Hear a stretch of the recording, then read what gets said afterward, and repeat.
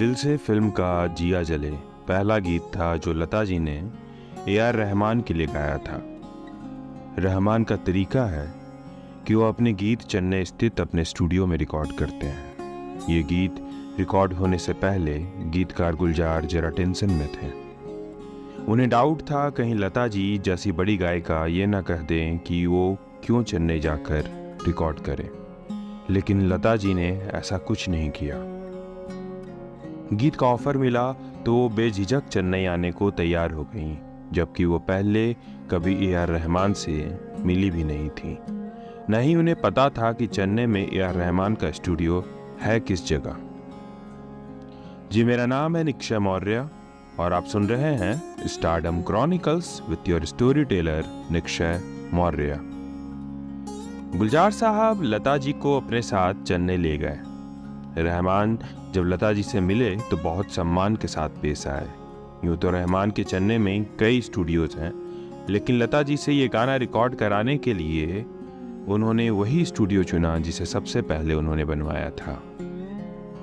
रहमान ने लता जी को धुन सुनाई, काम शुरू हो गया।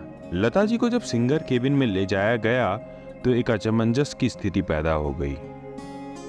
दरअसल लता जी को आदत थी म्यूजिक डायरेक्टर से नजरें मिलाकर गाने की, मगर रहमान के उस स्टूडियो में न तो लता जी को मिक्सिंग टेबल नजर आ रही थी और न ही वहां से लता जी दिखाई दे रही थी।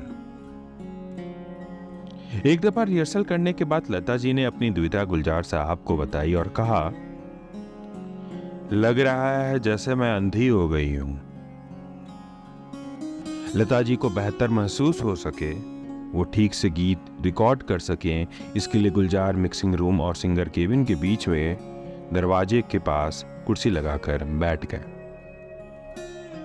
रहमान ने गुलजार साहब से कहा भी कि वो अपने किसी असिस्टेंट को वहां बैठा देंगे, लेकिन गुलजार साहब ने मना कर दिया और उस दिन गुलजार लता जी व रहमान के बीच की कड़ी बन गए। रिकॉर्डिंग शुरू हुई और लता जी ने एक ही टेक में पूरा गाना रिकॉर्ड कर दिया। गाना कंप्लीट करने के बाद लता जी और गुलजार मुंबई लौट आए। कुछ दिन बाद ए.आर. रहमान ने गुलजार को फोन किया और बैकग्राउंड म्यूजिक के लिए चर्चा करने लगे।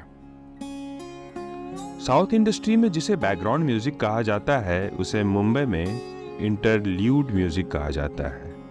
उसी दिन रहमान ने गुलजार साहब को यह भी बताया कि उन्होंने मलयालम भाषा में एक महिला व पुरुष से एक कोरस रिकॉर्ड कराकर गाने के अंतरों के बीच में लगा दिया है।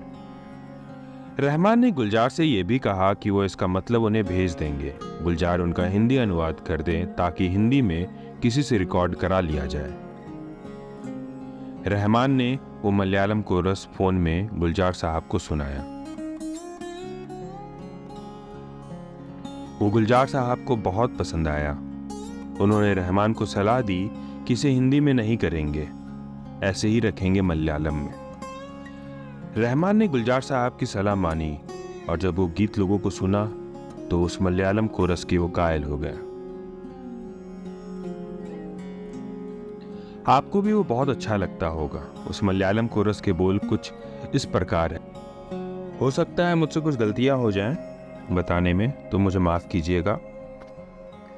पुन्नीचेरी थन्नु कोंचिको मुन्नी थरी मुत्थम चिंदिको मंजनी वर्ण सुंदरी वावे थान किन नाका थाक धीमी आडम थनकानी लावे होए थंकम कोल्लू सल्ले कुर्रुम उई लल्ले आदन मयल्लल्ले।